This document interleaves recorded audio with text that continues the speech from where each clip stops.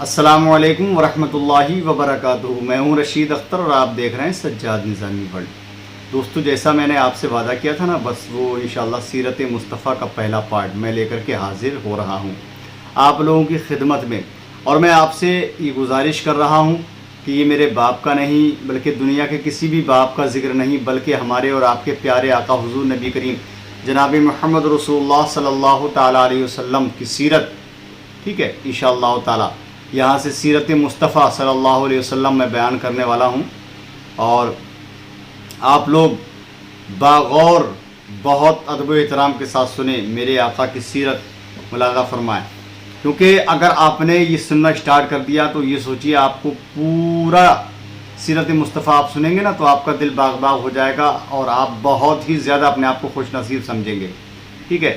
ہاں، میں پہلا پارٹ انشاءاللہ تعالی یہاں سے شروع کر رہا ہوں، اس میں انشاءاللہ بیان کروں گا سرکار دو عالم صلی اللہ علیہ وسلم کا نسب نامہ، ٹھیک ہے۔ والد ماجد، آپ کے والد جو ہیں، والد ماجد، آپ سے ان کا نسب نامہ کہاں تک پہنچتا ہے، اور حضرت حضور نبی کریم صلی اللہ علیہ وسلم کی والدہ سے آپ کا نسب نامہ کہاں پہنچتا ہے، اور بھی انشاءاللہ تعالی پہلا باب سیرت مصطفیٰ صلی اللہ علیہ وسلم کا۔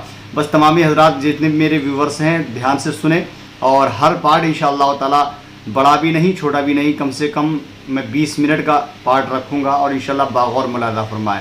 آپ لوگوں سے یہی گزارش کروں گا، اور یہ سیرت مصطفیٰ صلی اللہ علیہ وسلم اپنے پاس تک محدود نہ رکھیں، بلکہ دوسرے کو شیئر ضرور کریں۔ آئیے میں یہاں سے شروع کرتا ہوں، اس سے پہلے تھوڑی سی گزارش ہے، میرے چینل سجاد نظامی ورلڈ پر اگر آپ پہلی بار آئے ہیں چینل کو سبسکرائب کر لیں، بیل آئیکن کو آن کر لیں، ویڈیو کو لائک کریں، زیادہ سے زیادہ بس اپنے دوستوں احباب میں شیئر کر دینا، کیونکہ سیرت مصطفیٰ صلی اللہ علیہ وسلم کا ذکر ہو رہا ہے، اور کیونکہ ہم اور آپ سچی محبت اپنے آقا سے کرتے ہیں نا، تو آئیے ملاحظہ کرتے ہیں سیرت مصطفیٰ صلی اللہ علیہ وسلم۔ بسم اللہ الرحمن الرحیم۔ اللہم لک الحمد سرمدن صلی علی حبیبک المصطفیٰ و آلہ و صحبہ ابدا۔ حسبی ربی جل اللہ لا مقصود الا اللہ نور محمد صلی اللہ، چل میرے خامہ بسم اللہ صلی اللہ علیہ وسلم۔ پہلا باب خاندانی حالات، نسب نامہ سرکار دو عالم صلی اللہ علیہ وسلم کا ملاحظہ کریں دوستو انشاءاللہ تعالی دل کی گہرائیوں کے ساتھ۔ انشاءاللہ آپ دنیا کے جتنے سیریل آپ دیکھ رہے ہیں نا سب بھول جائیں گے انشاءاللہ تعالی، ٹھیک ہے۔ صبح کو انشاءاللہ یہ ملے گا 7:30 بجے، اور شام کو انشاءاللہ داستان ایمان فروش ہوگی 7:30 بجے ڈیلی۔ صبح میں 7:30 بجے سیرت مصطفیٰ صلی اللہ علیہ وسلم کا پارٹ، اور شام کو انشاءاللہ تعالی 7:30 بجے داستان ایمان فروشی سلطان صلاح الدین ایوبی رحمۃ اللہ علیہ کا انشاءاللہ ایمان افروز واقعہ آپ کو ملے گا، سنیں انشاءاللہ تعالی۔ خاندانی حالات، حضور اقدس صلی اللہ علیہ وسلم کا نسب شریف والد ماجد کی طرف سے یہ ہے، سنیں انشاءاللہ تعالی۔ حضرت محمد مصطفیٰ صلی اللہ علیہ وسلم بن عبداللہ بن عبد المطلب بن ہاشم بن عبد مناف بن قصی بن کلاب بن مرہ بن کعب بن لبی بن غالب بن فور بن مالک بن نذر بن کنانہ بن خزیمہ بن مدرکہ بن الیاس بن مضر بن نزار بن معد بن عدنان۔ بخاری جلد باب، بخاری شریف جلد 1 باب معبس النبی صلی اللہ علیہ وسلم، یہ باپ کی طرف سے آپ کا نسب نامہ ہے، اور والدہ ماجدہ کی طرف سے حضور کا شجرہ نسب یہ ہے، آپ ملاحظہ فرمائیں انشاءاللہ تعالی۔ حضرت محمد مصطفیٰ صلی اللہ علیہ وسلم بن آمنہ بنت وہب بن عبد مناف بن زہرہ بن کلاب بن مرہ، حضور علیہ السلام کے والدین کا نسب نامہ کلاب بن مرہ پر مل جاتا ہے، اور آگے چل کر دونوں سلسلے ایک ہو جاتے ہیں، سبحان اللہ۔ عدنان تک آپ کا نسب نامہ صحیح سندوں کے ساتھ، صحیح سندوں کے ساتھ بالاتفاق مورخین ثابت ہے۔ اس کے بعد ناموں میں بہت کچھ اختلاف ہے، اور حضور صلی اللہ علیہ وسلم جب بھی اپنا نسب نامہ بیان فرماتے تھے تو عدنان ہی تک ذکر فرماتے تھے، سبحان اللہ۔ کرمانی بحوالہ حاشیہ بخاری شریف جلد 1 صفحہ نمبر 543 پر یہ حوالہ موجود ہے، سبحان اللہ۔ آگے ملاحظہ فرمائے ناظرین اکرام، مگر اس پر تمام مورخین کا اتفاق ہے کہ عدنان حضرت اسماعیل علیہ السلام کی اولاد میں سے ہیں، اور حضرت اسماعیل علیہ السلام حضرت ابراہیم خلیل اللہ علیہ السلام کے فرزند ارجمند ہیں، سبحان اللہ۔ اب میرے آقا کی خاندانی شرافت ملاحظہ فرمائیں، हुजूर अकरम सल्लल्लाहु अलैहि वसल्लम का ख़ानदान नसब व नजाबत व शराफत में तमाम दुनिया के ख़ानदानों से अशरफ आला है। सुभान अल्लाह, बेशक हक़ है और ये वो हकीकत है कि आपके बदतरीन दुश्मन कुफ़ार मक्का भी कभी उसका इनकार ना कर सके। चुनांचे हज़रत अबू सुफियान ने जब वो कुफ्र की हालत में थे, बादशाह रूम हरकल के भरे दरबार में उस हकीकत का इकरार किया कि हूनी नाज़ू नसब यानी नबी सल्लल्लाहु अलैहि वसल्लम अली ख़ानदान हैं। सुभान अल्लाह, बुखारी शरीफ जिल्द 1 सफ़ा नंबर 4 में ये हवाला मौजूद है। आगे मुलाज़ा फरमाएं, हालांकि उस वक्त आपके बदतरीन दुश्मन थे। कौन? हज़रत अबू सुफियान उस वक्त ईमान नहीं लाए थे। उस वक्त वो आपके बदतरीन दुश्मन थे और चाहते थे कि अगर ज़रा भी कोई गुंजाइश मिले तो आपकी ज़ाते पाक पर कोई ऐब लगाकर बादशाह रूम की नज़रों से आपका वक़ार गिरा दें। मुस्लिम शरीफ की रिवायत है कि अल्लाह ताला ने हज़रत इस्माईल अलैहिस्सलाम की औलाद में से किनाना को बरगुज़ीदा बनाया और किनाना में से कुरैश को चुना और कुरैश में से बनी हाशिम को मुंतखब फरमाया और बनी हाशिम में से मुझको चुन लिया। मिशकात शरीफ फ़ज़ाइल सैयदुल मुरसलीन में यह हवाला मौजूद है। सुभान अल्लाह। आगे सुने, बहरहाल ये एक मुसलिमा हकीकत है कि यानी हुजूर अनवर सल्लल्लाहु अलैहि वसल्लम का ख़ानदान इस कदर बुलंद मर्तबा है कि कोई भी हसब व नसब वाला और नेमत व बुजुर्गी वाला आपके मिसल नहीं है। सुभान अल्लाह। अब कुरैश ख़ानदान का जिक्र मैं करता हूँ, सुने आप भी। हुजूर अक़दस सल्लल्लाहु अलैहि वसल्लम के ख़ानदान नबुव्वत में सभी हज़रात अपनी गोनागों खुसूसियात की वजह से बड़े नामी गिरामी हैं, मगर चंद हस्तियाँ ऐसी हैं जो आसमाने फ़ज़लो कमाल पर चांद तारे बनकर चमके। सुभान अल्लाह।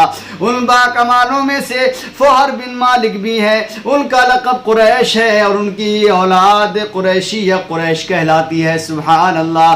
फ़ोहर बिन मालिक कुरैश इसलिए कहलाते हैं कि कुरैश एक समंदरी जानवर का नाम है जो बहुत ही ताकतवर होता है और समंदरी जानवरों को खा डालता है।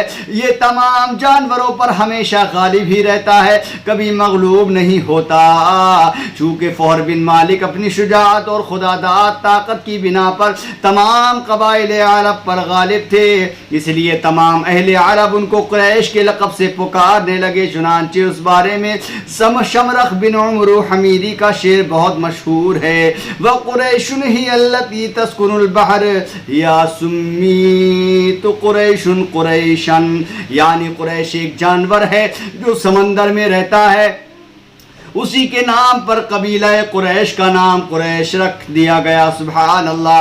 हुजूर सल्लल्लाहु अलैहि वसल्लम के माँ बाप दोनों का सिलसिला नसब फ़ोहर बिन मालिक से मिलता है, इसलिए हुजूर अकरम सल्लल्लाहु अलैहि वसल्लम माँ बाप दोनों की तरफ से कुरैशी हैं। सुभान अल्लाह। अब हाशिम ख़ानदान का यहाँ पर जिक्र करता हूँ, सुने, क्योंकि ये सीरत मुस्तफ़ा सल्लल्लाहु अलैहि वसल्लम का जिक्र हो रहा है। बहुत गौर से मुलाहिज़ा करें, ज़्यादा से ज़्यादा इसको अपने दोस्तों अहबाब में पहुँचाएँ ताकि हर इंसान अपने आका की सीरत मुलाहिज़ा फरमा ले। सुने इंशाअल्लाह ताला। हुजूर सल्लल्लाहु अलैहि वसल्लम के परदादा हाशिम बड़ी शान और शौकत के मालिक थे। उनका असली नाम उमरू था। इंतहाई बहादुर, बेहद सखी और आला दर्जे के मेहमान नवाज थे। एक साल अरब में बहुत सख्त कहत पड़ गया और लोग दाने दाने को मोहताज हो गए, तो ये मुल्क शाम से खुश्क रोटियां खरीद कर हज के दिनों में मक्का पहुँचे और रोटियों का चूरा करके ऊँट के गोश्त के शोरबे में सुरीद बनाकर तमाम हाजियों को खूब पेट भर कर खिलाया। उस दिन से लोग उनको हाशिम रोटियों का चूरा करने वाला कहने लगे। सुभान अल्लाह। ये हवाला मदारिजुन नबुव्वत जिल्द 2 सफ़ा नंबर 8 में ये हवाला मौजूद है। सुभान अल्लाह। चूँकि ये अब्द मुनाफ के सब लड़कों में बड़े और बासलाहियत थे, इसलिए अब्द मुनाफ के बाद काबा के मुतवल्ली और सज्जादा नशीन हुए। बहुत हसीन और खूबसूरत और वजिया थे। जब सने शऊर को पहुँचे तो उनकी शादी मदीना में कबीला खज़रज के एक सरदार उमरू की साहबजादी से हुई, जिनका नाम सलमा था, और उनके साहबजादे अब्दुल मुत्तलिब मदीना ही में पैदा हुए। चूँकि हाशिम 25 साल की उम्र पाकर मुल्क शाम के रास्ता में बमकाम गज़ा इंतकाल कर गए। इसलिए अब्दुल मुत्तलिब मदीना ही में अपने नाना के घर पले बड़े, और जब 7 या 8 साल के हो गए तो मक्का आकर अपने ख़ानदान वालों के साथ रहने लगे। सुभान अल्लाह। अब यहाँ से अब्दुल मुत्तलिब यानी हमारे और आपके प्यारे आका हुजूर नबी करीम जनाब मोहम्मद रसूलुल्लाह सल्लल्लाहु अलैहि वसल्लम के दादा का जिक्र होने वाला है। सुने इंशाअल्लाह ताला। हुजूर अक़दस सल्लल्लाहु अलैहि वसल्लम के दादा अब्दुल मुत्तलिब का असली नाम शैबा है। क्या नाम है? हमारे और आपके प्यारे आका के दादा का नाम अब्दुल मुत्तलिब का नाम असली नाम जो है वो शैबा है। सुभान अल्लाह। ये बड़े ही नेक नफीस और आबिदो जाहिद थे।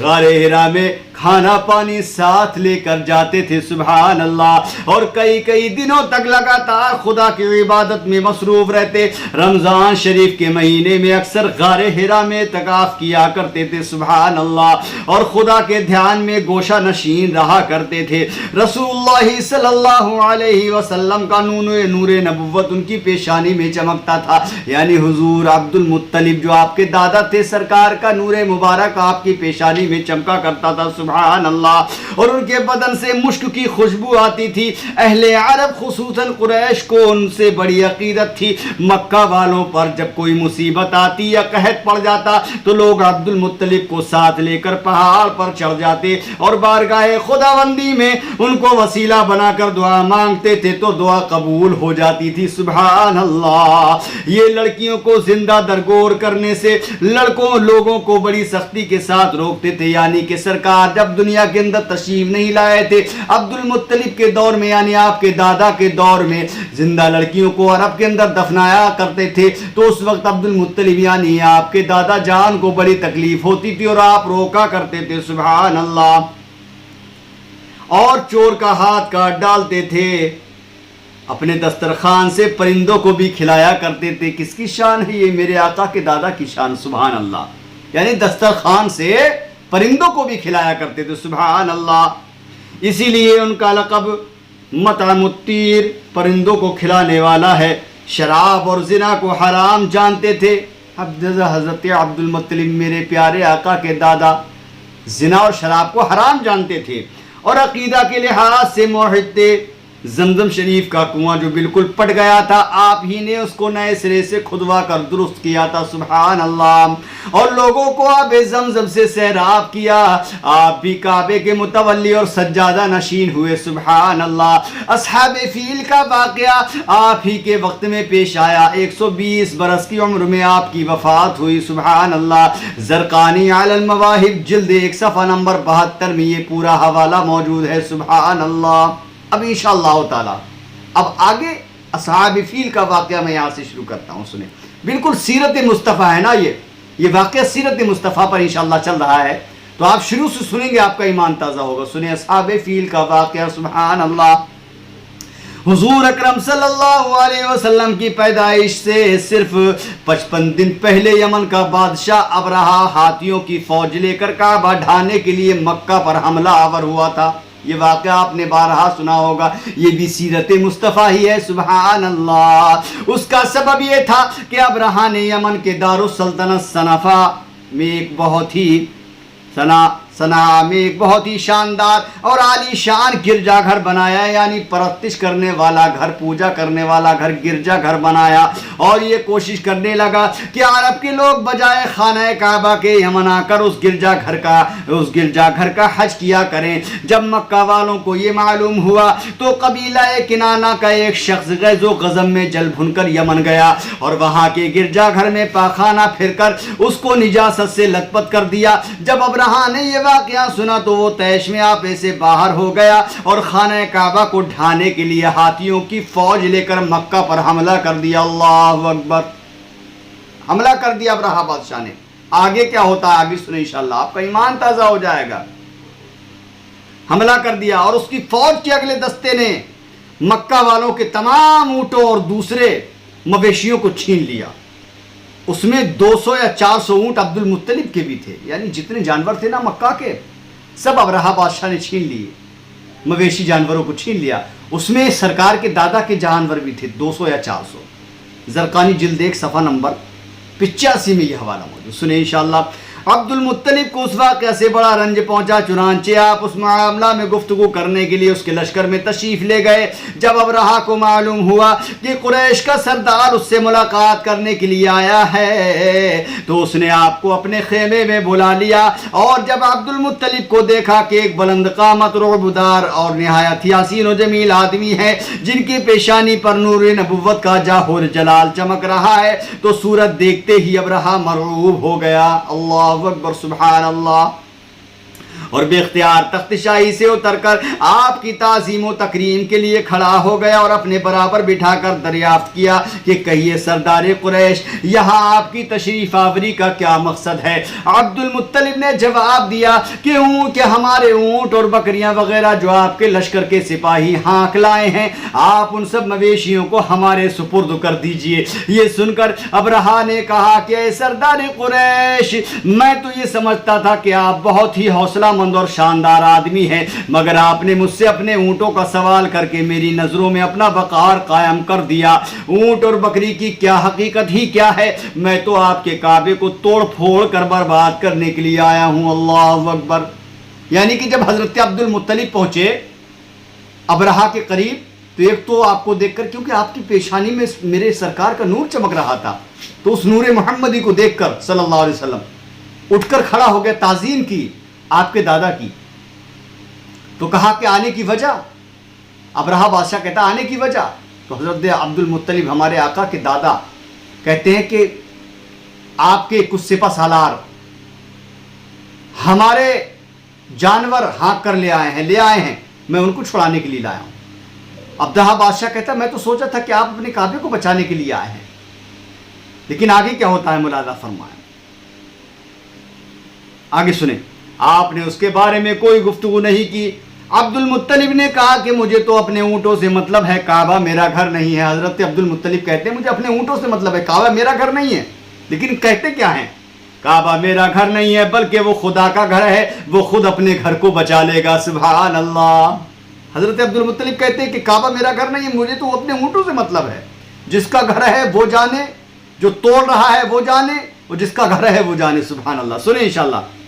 بلکہ وہ خدا کا گھر ہے اور وہ اپنے گھر کو بچا لے گا، مجھے کعبہ کی ذرا بھی فکر نہیں ہے. یہ سن کر ابرہہ اپنے فرعونی لہجے میں کہنے لگا کہ اے سردار مکہ سن لیجئے، میں کعبہ کو ڈھا کر اس کی اینٹ سے اینٹ بجا دوں گا. اللہ اکبر. اور روئے زمین سے اس کا نام و نشان مٹا دوں گا، کیونکہ مکہ والوں نے میرے گرجا گھر کی بڑی حرمتی کی ہے، بے حرمتی کی ہے، اس لیے میں اس کا انتقام لینے کے لیے کعبہ کو مسمار کر دینا ضروری سمجھتا ہوں. عبد المطلب نے فرمایا کہ پھر آپ جانے اور خدا جانے میں آپ سے سفارش کرنے والا کون؟ اس گفتگو کے بعد ابرہہ نے تمام جانوروں کو واپس کر دینے کا حکم دے دیا، اور عبد المطلب تمام اونٹوں اور بکریوں کو ساتھ لے کر اپنے گھر چلے آئے، اور مکہ والوں سے فرمایا کہ تم لوگ اپنے اپنے مال مویشیوں کو لے کر مکہ سے باہر نکل جاؤ، اور پہاڑوں کی چوٹیوں پر چڑھ کر اور دروں میں چھپ کر پناہ لو.